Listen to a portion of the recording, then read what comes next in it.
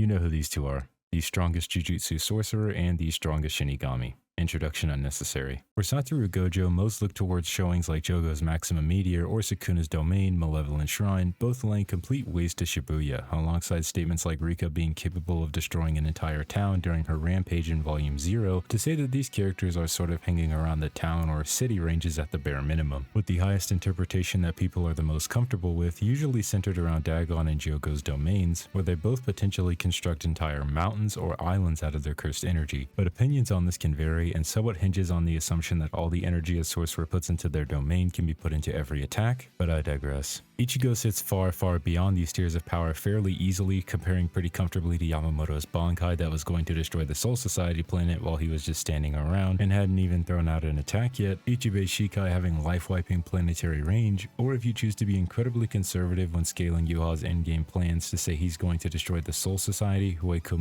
and World of the Living Planets, since the cycle of life and death that he is aiming to erase is only provably tied to them. But this is heavily restricting Ichigo when there's clear signs that he's obviously not just planet level, such as the canon Memories of Nobody movie showing the new character Senna creating a dimension containing some kind of star that Ichigo would scale above in his Dangai form. The Soul Society realm also visibly holding other planets and several stars, meaning it should be at least solar system in size or even higher using certain chains of argumentation, with a good portion of the community believing each of the Bleach realms being universes is actually the bare minimum. There are ways to argue Gojo even higher, like attempting to compare him to Yuki's black hole stated to potentially be capable of dragging the whole world by Kinjaku, or using the Sukuna volume cover statement saying that his body parts could destroy the world as we know it. But how exactly Gojo scales to Yuki's black hole is somewhat debatable, or really just too ambiguous, and the Sukuna volume cover statement is somewhat vague as it doesn't really say how many of these body parts, presumably his fingers, would have to be consumed in order to attain this world-destroying power. Based on what we know now, it more than likely refers to 20 fingers worth of Sukuna's power, which Gojo doesn't fully scale to. Even if we give Gojo the mega wank to say every single one of his punches do indeed carry these planetary tiers of force, it still doesn't really do much to help him in any sort of way, considering that planet level is Ichigo's floor and he easily gets much stronger than that. Gojo's speed isn't exactly much to really write home about either, being mostly centered around various attacks moving at or above the speed of sound throughout the story, like Cursed Speech, Chozo's Piercing Blood, or things that are vaguely at the top of these supersonic ranges, like Cursed Naoya's speed reaching Mach 3. But then there's Kashimo's lightning that Hakari can somewhat react to or move out of the way of, as well as a heavily weakened Sukuna, two characters he should at least be relative to or just outright faster than. Kashimo also debatably leads the higher tiers into a light speed meta, depending on how you choose to interpret him allegedly shooting electromagnetic waves at the same heavily weakened near-death Sukuna who can react to his lightning. Some would argue that Sukuna is more so reacting to Kashimo putting his hand straight in his face as opposed to the blast, but there's also the issue of what electromagnetic waves specifically means in this context, as there are several different things that can be referred to as or fall under the category of electromagnetic waves. There is also the idea that Hollow Purple moves at light speed through the tachyon particles hypothesis, something that I've covered extensively on my channel, but this is irrelevant as how Gojo would exactly scale to this Sukuna in reaction speed is somewhat debatable. Jujutsu Kaisen is all over the place in terms of speed and arguably attack potency as well, due to mangaka Gege Akutami repeatedly contradicting themselves about what they consider to be impressive or what should be the standard throughout the series, saying that they believe Maki catching a bullet was a little excessive, but then going on to admit that it was strange of them to so proudly and definitively declare someone like Cursed Naoya to only be moving at Mach 3 speeds. Regardless, we can still grant that Gojo does indeed move at light speed, since similarly to their attack potency, light speed is Ichigo's floor as well, considering that weaker characters like Nanao, who doesn't even have a Zanpakuto and gets soul crushed by base Yamamoto, yet is still capable of reacting to Lilebaro in his Volt Standig, where he becomes a body of pure light to the point that he is intangible. Or other Soul Reapers on the level of a captain or a lieutenant all the way back in the Soul Society arc are shown reacting to light-based attacks like the Negacion at point-blank range. Ichigo can then outspeed these characters into the faster-than-light ranges of speed when first using his Bankai against Byakuya, but then goes on to get even faster throughout the Arrancar arc directly following with the evolutions of his Hollow Mask, and even faster than that into the massively faster-than-light ranges of speed as the series progresses into the War arc with various multipliers and some light math. Needless to say, there is quite the physical disparity disparity between the two here, with Ichigo being able to blitz Gojo potentially hundreds or even thousands of times over, and the same imbalance applying to their attack potency as well, where Gojo's highest interpretation is Ichigo's barest of minimums. However, no one really puts Gojo into a versus battle solely based on his physical feats alone, and the real meat of the discussion to be had here is going over his abilities and how they would interact with someone like Ichigo. The most basic of these derive from his limitless curse technique being both his blue and red techniques, with blue being the power to attract and red being the power to repel, and the two of these merging together in order to utilize hollow technique purple, with both the attraction of blue and the repulsion of red colliding in order to create an imaginary or virtual mass that destroys everything that stands in its path. But since these attacks could never hit Ichigo at all due to the speed gap, the most important for this discussion are both his domain expansion as well as the neutral base state of Limitless, that being Infinity, Gojo's infamous invisible barrier that makes it nearly impossible to hit him via conventional methods. To those attacking Gojo, it may seem as though they've stopped completely, but this isn't entirely the case. Let's say that someone wanted to punch Gojo at point A while they themselves are at point C. Their fist would then have to cross this distance between the two and point B, but what Infinity does is exaggerate the space between the two infinitely to the point that their fist would never reach Gojo. Many debate about whether or not the barrier Infinity provides is passively protecting Gojo at all times, or if he has to keep it up himself. During his time as a student when he was much younger, Infinity had to be manually activated, with catching Gojo while he was off guard and after he's released Infinity being the crux of Toji's plan. But a year or so after this, Gojo has mastered both the Limitless Curse technique and Reverse Curse technique to the point where both are working around the clock at all times, making Infinity passive. Even if you still aren't fully on board with this idea, we can still say that Gojo's barrier is passive for the sake of charitability, making our conclusion more convincing than it would be if we instead decided to nitpick about what Gojo can or cannot do, especially considering that Infinity, passive or otherwise, is not at all a problem for Ichigo, as he has plenty of ways around it. First being any of his projectile attacks like his Gran Reisero or Getsuga Tensho, as they are made from reishi or spirit particles and matter, with Infinity only manipulating or blocking things on an atomic level. The same logic also follows if you believe the Gran Reisero is a light-based attack, as stated on a couple of occasions throughout the data books, as it would similarly pass through the barrier because the photons that would make up a beam of light are significantly smaller than the atoms that the Limitless blocks and manipulates. Not only this, but it may not even have to pass through Infinity in the first place, as the Gran Reisero is shown to distort space within Las Noches when fired by Grimmjow. You could argue about the translation of atmosphere or what it would exactly mean considering the artificial nature of the structure of Las Noches itself, but there is an excerpt from the Databook 2 mask that just outright states that the Gran Reisero can distort space. Ichigo in his fight against Aizen demonstrates the capacity to just neg an ability that distorts space with his bare hands, as well as Aizen in some translations saying that he will reduce Ichigo to atoms with this Kurohitsugi, further reinforcing the idea that abilities working on an atomic level doesn't really phase Ichigo all that much. Those are more concrete, but Ichigo could also bypass Infinity by passively crushing Gojo with his spiritual pressure if you believe soul crushing works cross-verse, since we've already established, and I'm sure most of you watching this video already agree that Ichigo is stronger than Gojo. Soul Reapers have somewhat demonstrated the ability to phase through matter here and there as well, namely when Rukia phases into Ichigo's bedroom at the beginning of the series, meaning Ichigo could potentially just walk through Limitless up to Gojo and one-tap him. But that's more than enough, and I think it's pretty clear that Infinity doesn't do anything for Gojo here, considering that Ichigo has so many different ways around it. That being said, Gojo's last option against Ichigo would naturally be his domain expansion, since he can't touch Ichigo and would more than likely want to utilize the guaranteed hit granted by a domain. It's been made fairly clear throughout Jujutsu Kaisen that domains do not work on those without cursed energy, since the barrier of a domain views them as buildings or inanimate objects,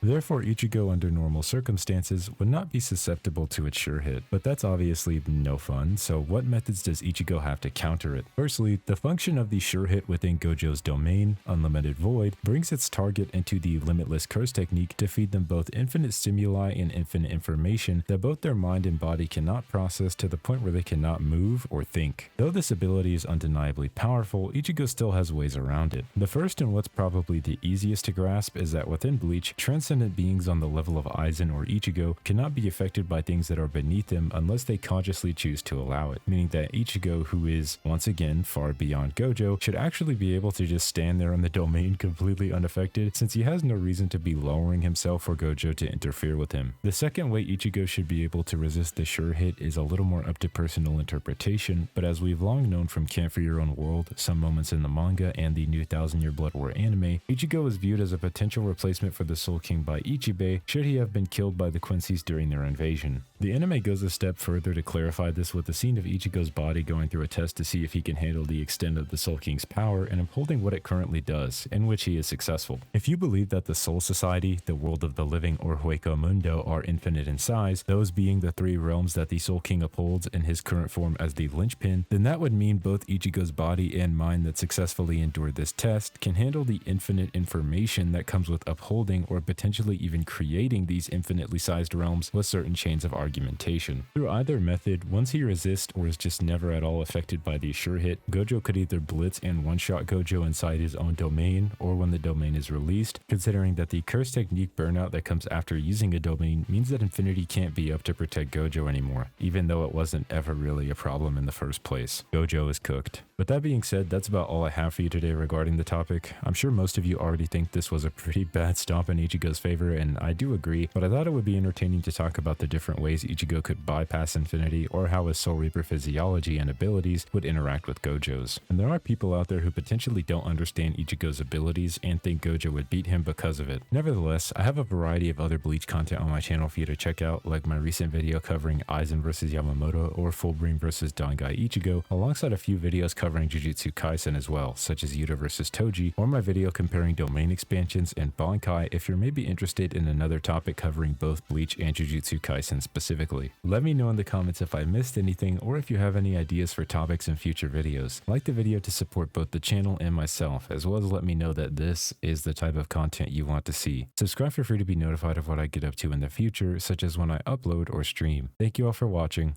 and have a blessed day.